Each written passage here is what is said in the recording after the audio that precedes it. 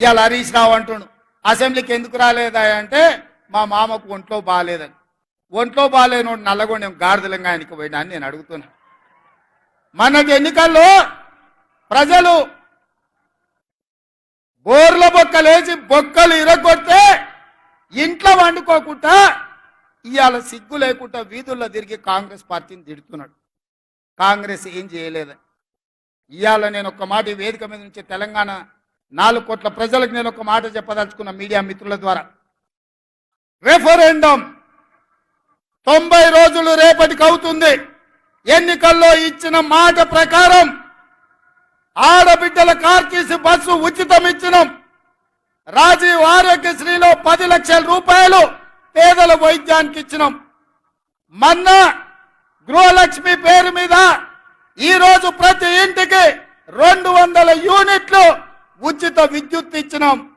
ప్రతి ఆడబిడ్డలకు కట్టెల పొయ్యి నుంచి విముక్తి కలిగించి ఆనాడు సోనియమ్మ దీపం పథకం తెచ్చి గ్యాస్ పొయ్యి సిలిండర్ ఇచ్చి 400కి సిలిండర్ ఇస్తే కేడి మోడీ కలిసి 1200 చేసిరు. ఎన్నికలప్పుడు ఆడబిడ్డల కష్టాలు తీరడానికి 500 రూపాయలకే సిలిండర్ ఇస్తామని చెప్పినాం. ఇచ్చి చూపించినాం. తొందరలోనే పేదవాడికి సొంతింటి కళ నెరవేరడానికి ఇందిరమ్మ ఇండ్లు ఈ నెల 11 తారీఖు నాడు ప్రారంభించబోతున్నాం. ప్రతి నియోజకవర్గంలో పేదవాడికి ఇల్లు ఇవ్వడానికి 3500 ఇండ్లు ప్రతి నియోజకవర్గంలో ఆల్రెడీ మంజూరు చేసినాం. పేదలకు ఇండ్లు ఇవ్వబోతున్నాం. రైతు భరోసా పథకం కింద ప్రతి పేదవాడికి 1 ఎకరం 2 ఎకరాలు 3 ఎకరాలు 4 ఎకరాలు 5 ఎకరాల పైన ఉండే వాళ్లకు వరుసగా ఖాతాలలో వాళ్లకు రైతు భరోసా పథకం నిధులు వేసినాం. ప్రభుత్వ ఉద్యోగులకు, కాంట్రాక్ట్ ఉద్యోగులకు, అవుట్ సోర్సింగ్ ఉద్యోగులకు జీతం ఎప్పుడు వస్తుందో తెలియదు. ఇల్లు ఎట్లా గడవాలనో తోయదు. అట్లాంటి పరిస్థితిలో ప్రతి నెల 1వ తారీఖు నాడు ప్రభుత్వ ఉద్యోగులకు, పెన్షన్దారులకు 1వ తారీఖు నాడు జీత భత్యాలు ఇచ్చి వాళ్ళు కూడా మన వాళ్ళే, మన కుటుంబ సభ్యులే అని చెప్పి ఇవాళ వాళ్ళ జీత భత్యాలు ఇచ్చినాం. మహాలక్ష్మి గ్రూపులు ఎక్కడికి పోయినా మా ఆడబిడ్డల్ని కలిసి సంఘాలను బలోపేతం చేయడానికని బ్యాంక్ లింకేజ్ ద్వారా వాళ్ళకు నిధులు ఇచ్చే ప్రయత్నం చేస్తున్నాం. అందుకే ఇవాళ మిత్రులారా నేను అడుగుతున్నా, రేపటికి 90 రోజులు 3 నెలలు, 3 నెలల్లో 30,000 ఉద్యోగాలు ఇచ్చి నిరుద్యోగ యువకుల్ని ఆదుకొని లక్షలాది మంది నిరుద్యోగ యువకులకు విశ్వాసాన్ని మేము కల్పించినాం. డిఎస్సి నోటిఫికేషన్ 11,000 పైచీలకు ఉద్యోగ అవకాశాలు ఇచ్చినాం.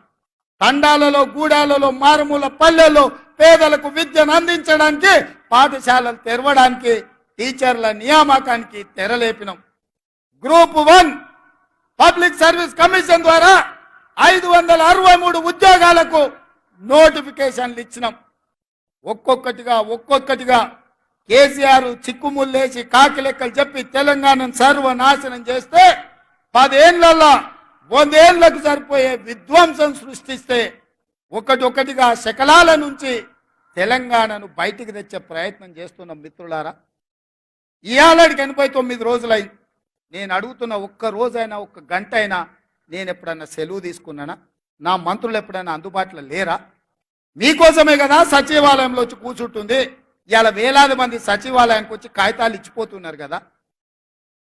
ఇవాళ జ్యోతిరావు పూలే ప్రజాభవన్లో ప్రతి అధికారి అక్కడ కూర్చొని ప్రజలు ఇచ్చే వినతి పత్రాలు చూస్తున్నాం కదా. ఎప్పుడైనా సెలవు తీసుకున్నానా మిత్రులారా? ఎప్పుడైనా అలసిపోయినట్టుగా అనిపించినా, నా కష్టం వచ్చినా, కాలును వచ్చినా అదిమి పెట్టుకొని ఓపికగా ప్రజలు విశ్వాసంతో, నమ్మకంతో ఒక గొప్ప బాధ్యత తెలంగాణ రాష్ట్ర ముఖ్యమంత్రికి ఇచ్చిండ్రు. దాని బాధ్యతతో నిర్వహించాలని చెప్పి నేను ప్రయత్నం చేస్తున్నా కదా మిత్రులారా. ఎవరికైనా ఎప్పుడైనా ఏమైనా అన్యాయం ఏం చేసినామా?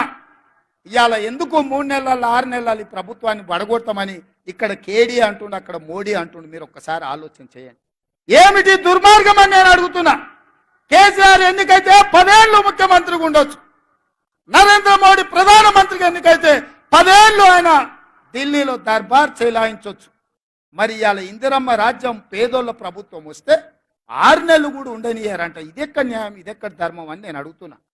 ఇది న్యాయమా? మీరు ఆలోచన చేయండి. ఏం ఉద్దేశం, ఏం ఆలోచన?